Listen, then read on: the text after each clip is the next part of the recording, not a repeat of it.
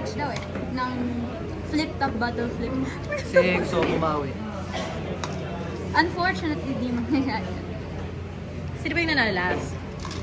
Tapos, mamaya yun. Tapos, sabi ko kasi dapat mas malaki na yung price. So, bale, Tatalon sa swimming pool yung price? Price? Tapos yung price, ticket daw. Oh, ticket.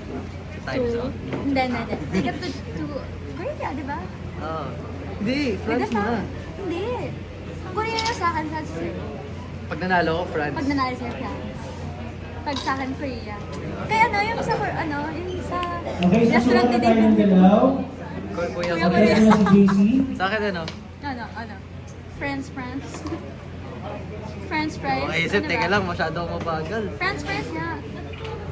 Funny na yun eh. France fries. Kaya pwede na. Yaman naman ng Okay, take na to, take na Well, kapusor. you know, in bottle flipping kasi, you have to be mastered with your skills. Like, Okay, let's akin go. kasi nung bata pa ako, na-hone na yun. Alam mo, consistency is key. Hindi pwedeng isang beses ka lang nanalo.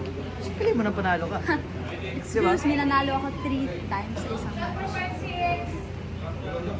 3 times. Consistent. Yes po. Tatlo lang yun. Oh. Consistency Oh, sige, means... tama.